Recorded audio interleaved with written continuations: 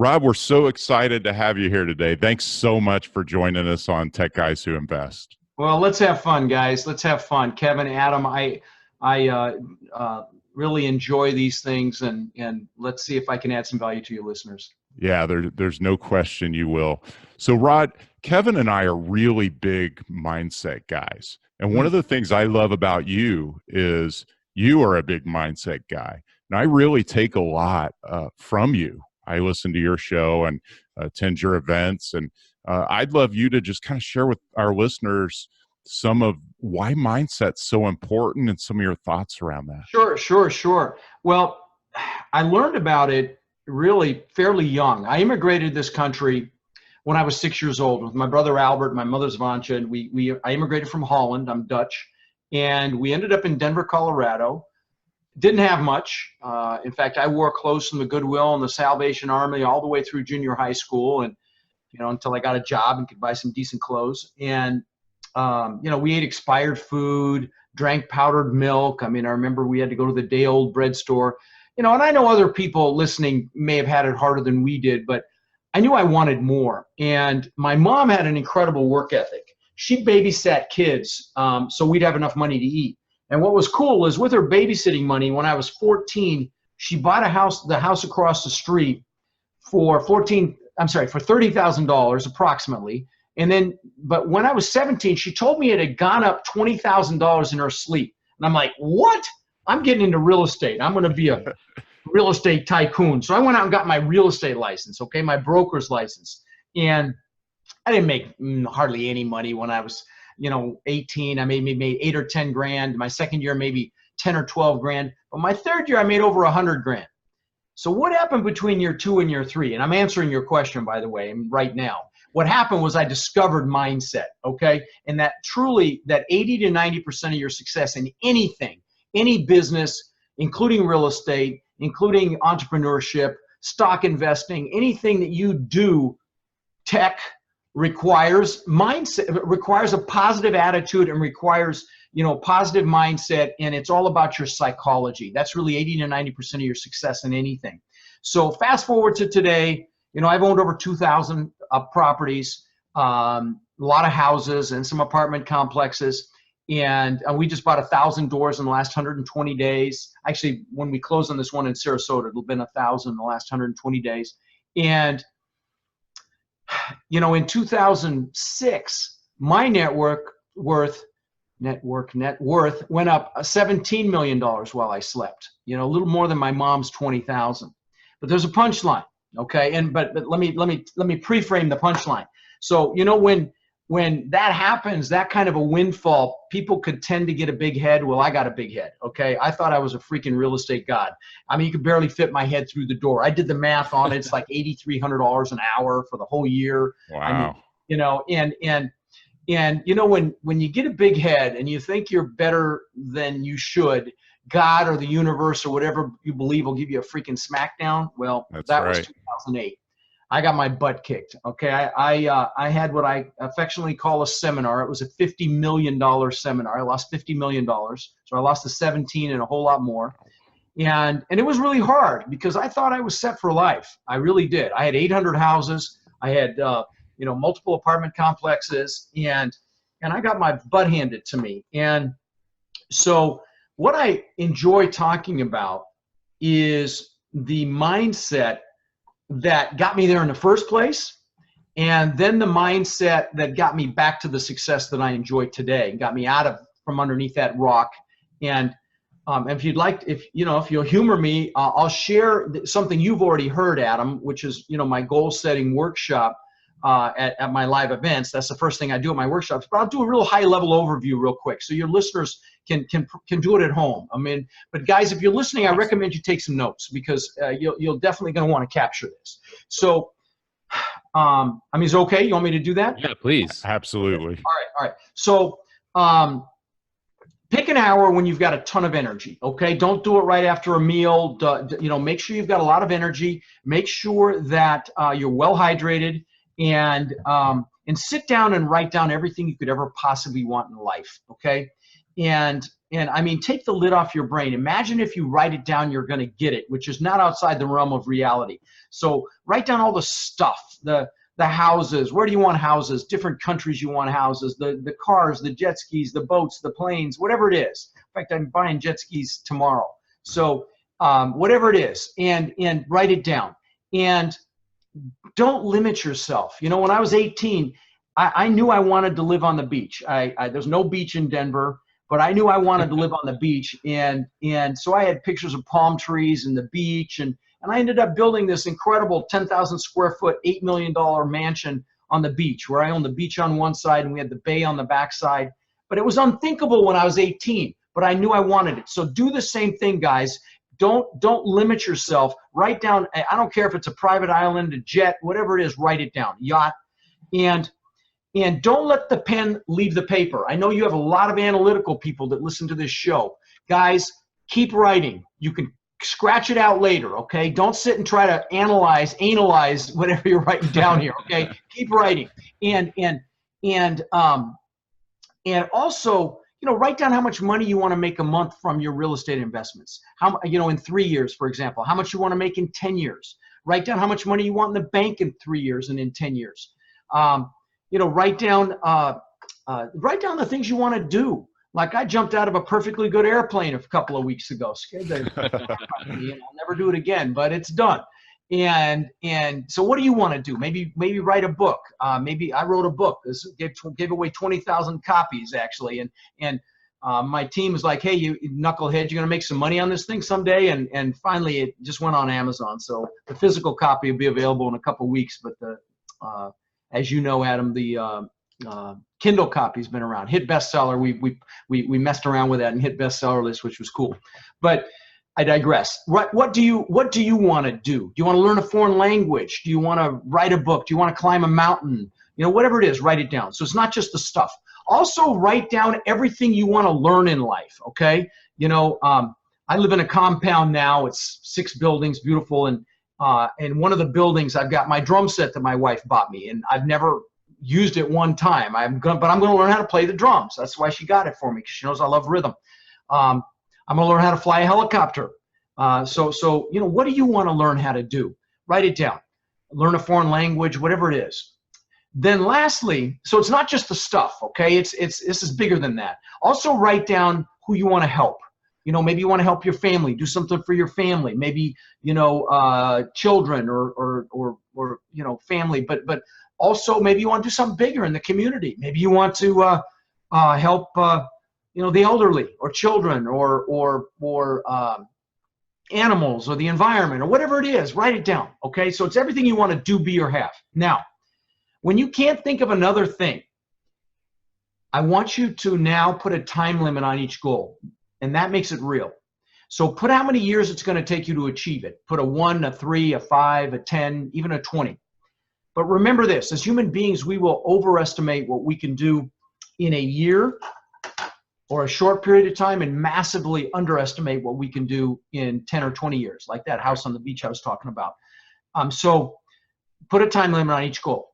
Then, and don't overthink it. Again, I got to remind, because I know you got a lot of analytical listeners. It doesn't have to be perfect, just guess, okay? Write it down.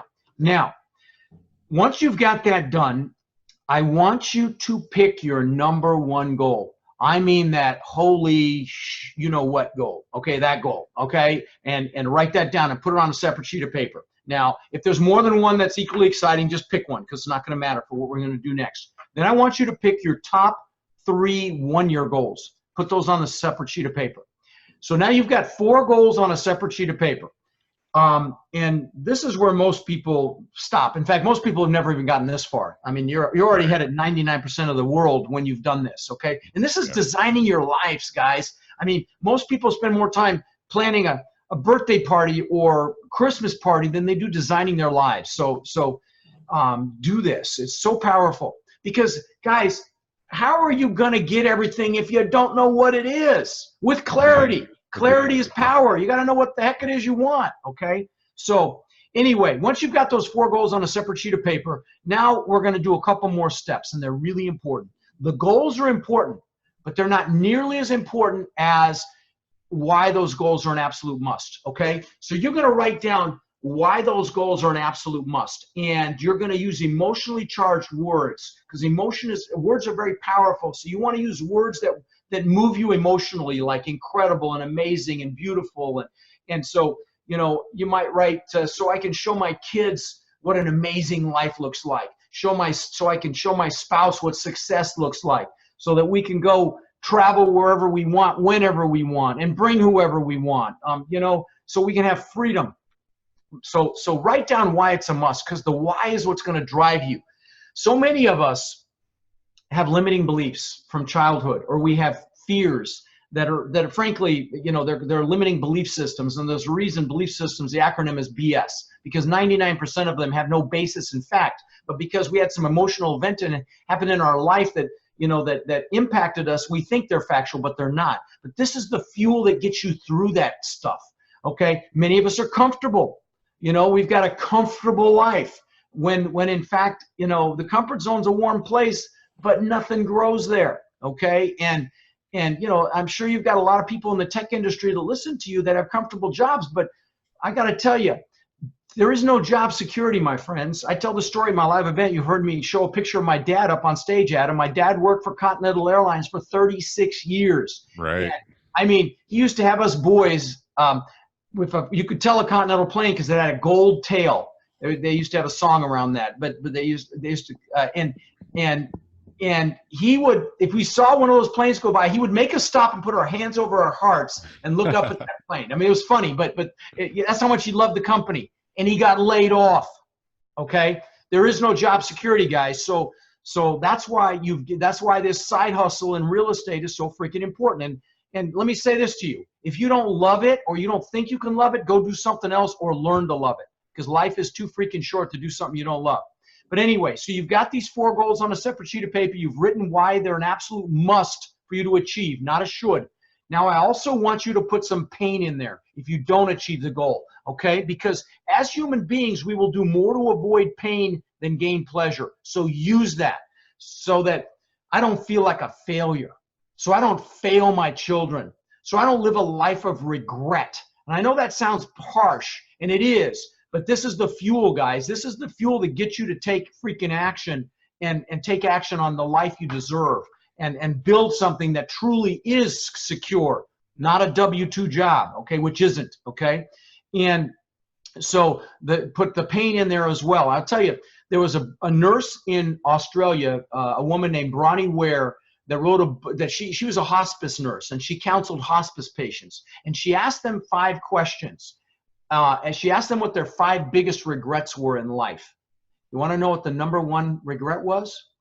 Yeah. Not living up to what I was capable of and following someone else's plan for me.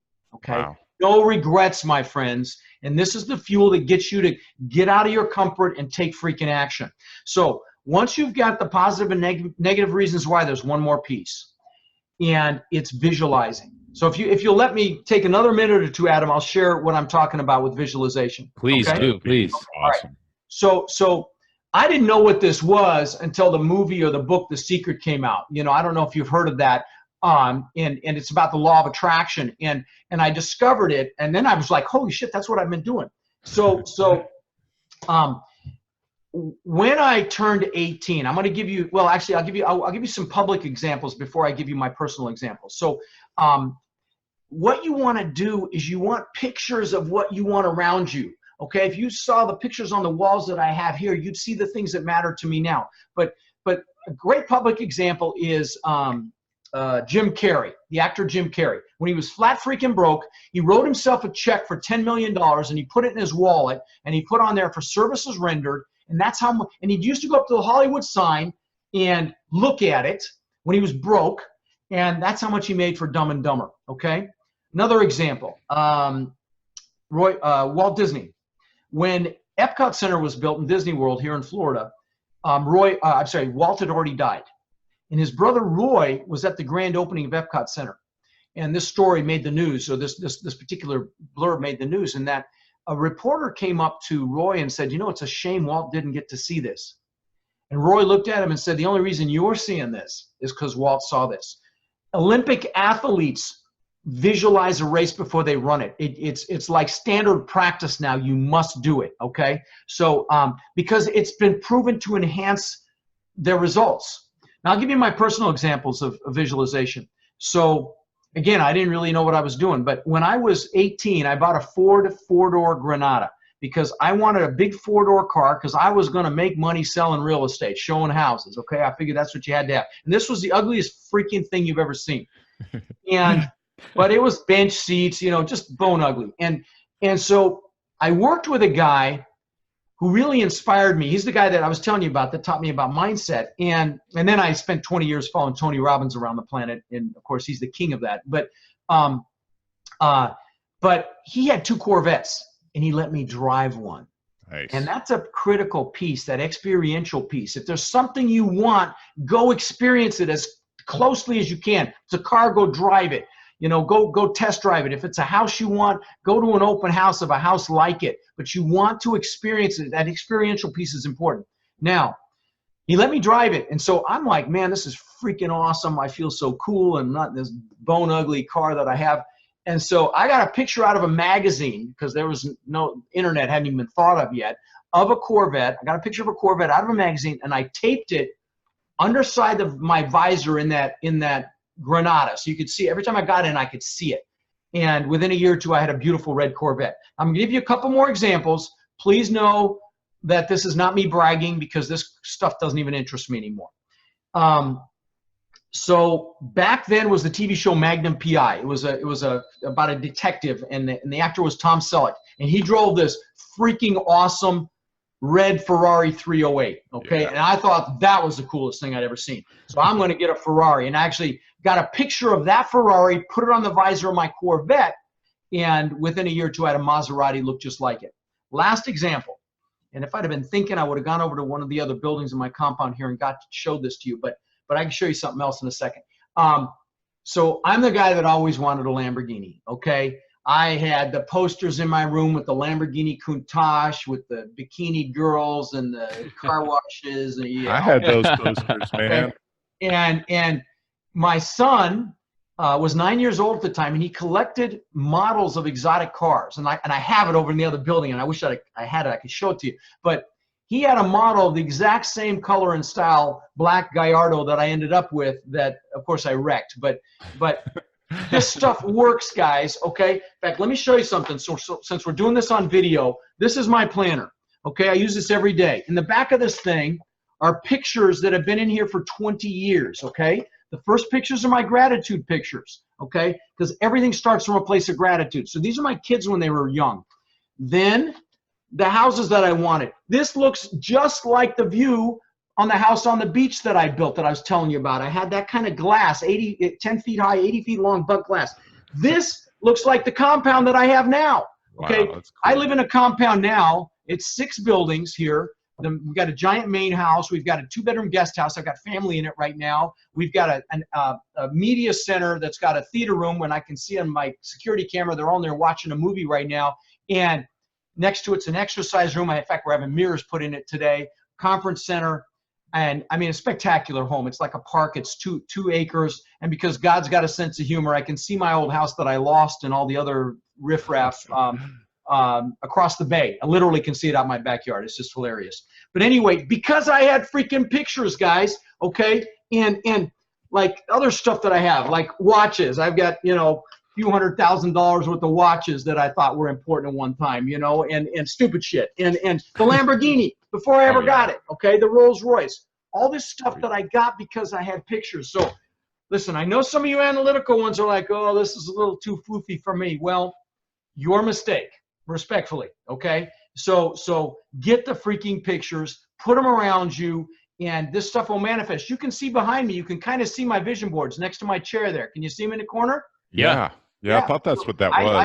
I use them every day, man. And I've got a gratitude board, and I've got, you got them there too? You gonna show me? Yeah, I'm gonna show you here. I have to turn this little virtual background off real quick. Yeah. It won't show up. Look at that. That's what I'm talking about, brother, right there. I freaking love it, man. So this stuff works. You know, I had John Assaraf, the guy in The Secret that shows the vision boards. Right. I've had him on the show and done business with him. Good guy.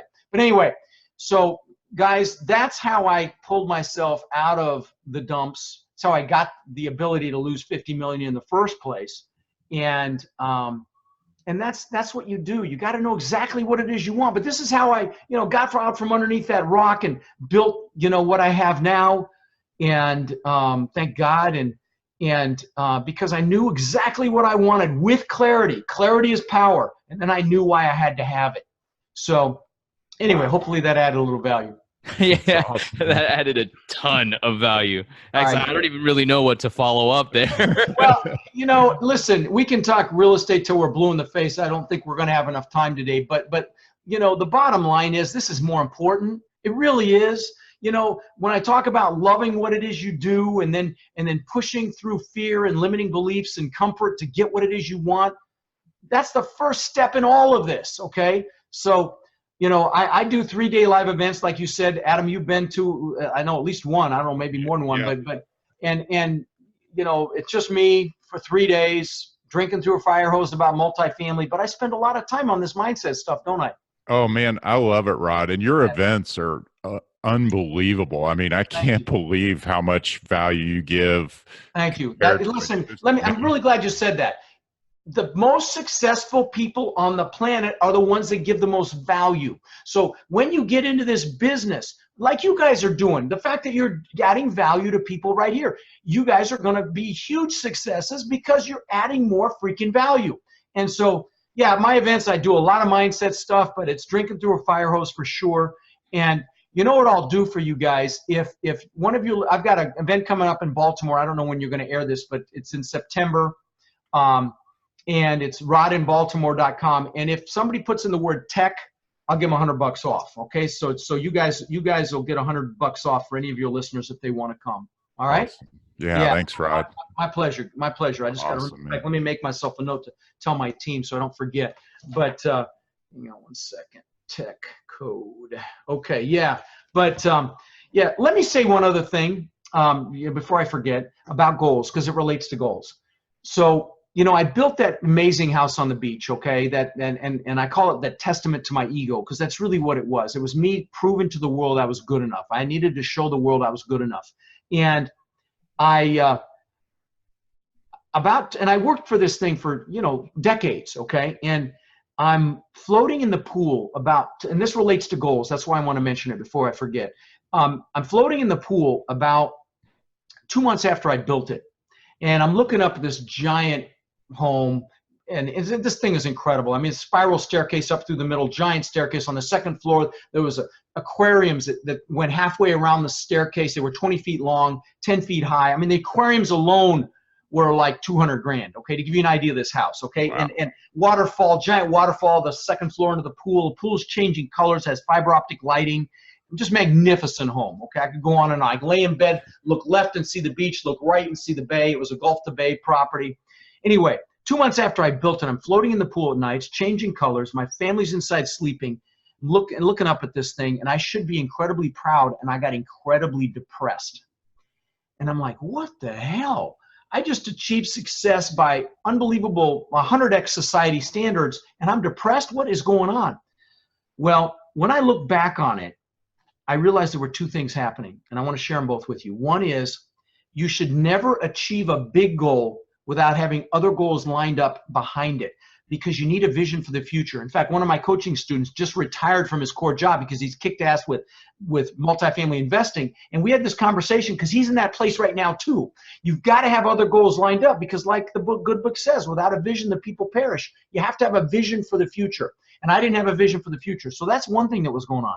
But the second, even bigger thing that I want to share with your listeners, because I know you guys all want financial success, whatever your definition of that is. But I was totally focused on Rod. It was all me. Show the world I'm good enough. It's all about Rod and Rod. And I had achieved success, but I was unfulfilled.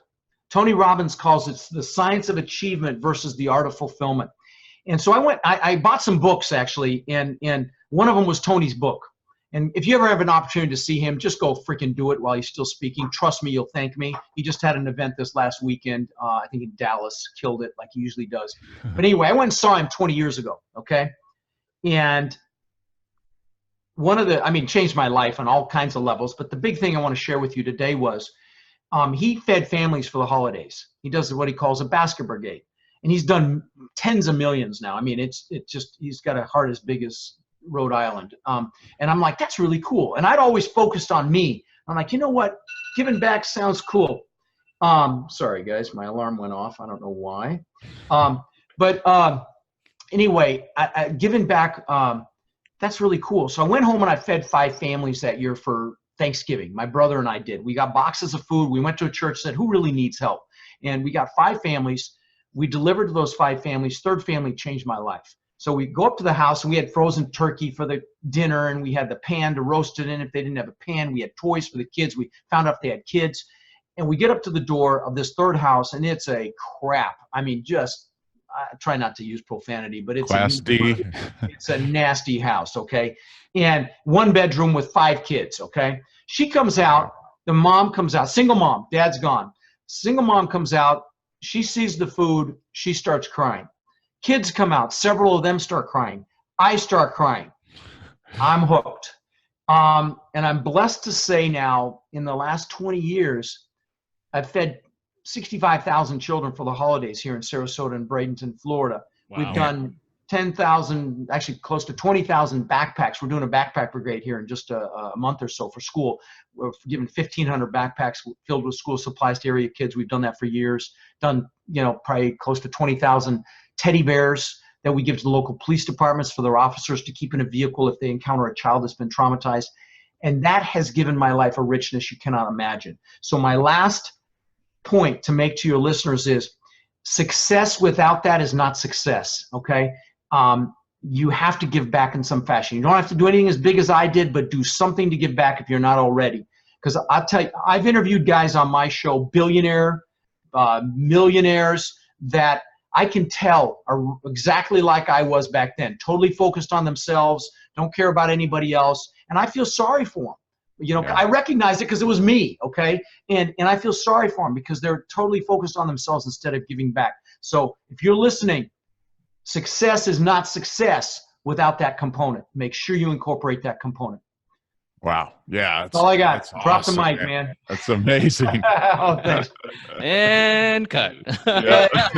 Listen, it's all real. And if your peeps are interested, I've got an incredible Facebook group. I think you're in it. There's like 28,000 multifamily investors in it. Just go to multifamilycommunity.com. It's a direct link to that group.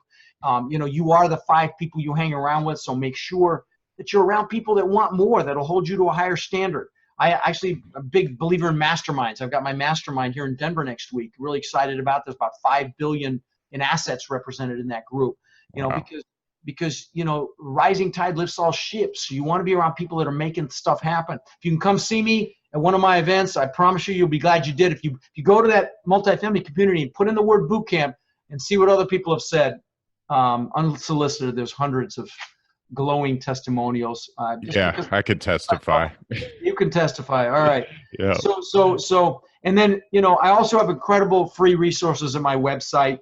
I used to give away the book for free, and my team was like, hey, dummy, make some money on this thing at some point. So it's on there. But I have another workbook on there for free at rodkhleif.com, which is incredible. It's a due diligence checklist. It's like 60 pages. It's everything you could ever thinking about if you're considering buying a property. So no stone gets left unturned, and it's free. And there's other books that are free, and articles and videos and all sorts of stuff that'll help you learn this business. So I hope you'll take advantage of that if you're listening and interested in this business.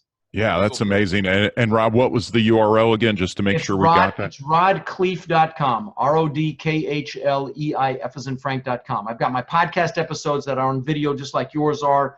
My podcast hit 6 million downloads last week. I'm freaking blessed. It just blows me away. And so, lots of free content there for your people to utilize and learn from. So, awesome. Well, Rod, you added a ton of value to this episode, and thank you. Can't let you go without asking you a tech question.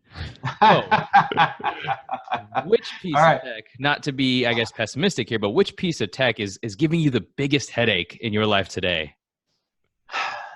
I will tell you, the one right now that comes to mind is Asana, which is project management software. Now, we love it, and it's going to open up our world, but to get me to use it and rely on it and go through it and own it and become an expert at it, it's been painful. But I do believe in it. So we use Slack and Asana, and they work extremely well together. But Asana it's great. I'm not. If you work for Asana, I love the potential of it. But for me, who can't spell technology, you know, it's been painful. So. Yeah, and that's cool. You mentioned Slack because techies. We love Slack, man. We freaking love it. It's like open. It's like eliminated hundreds of emails. Yep. I get about 500 a day anyway, and it's cut them down. That's awesome. Well, thanks again, Rod. Really appreciate your time tonight. It was a lot of fun. Really enjoyed it. I hope I see you again soon. And you know, go crush it, my friends. Absolutely. Thanks so much. Thank you, Rod. Take care, guys. See you later.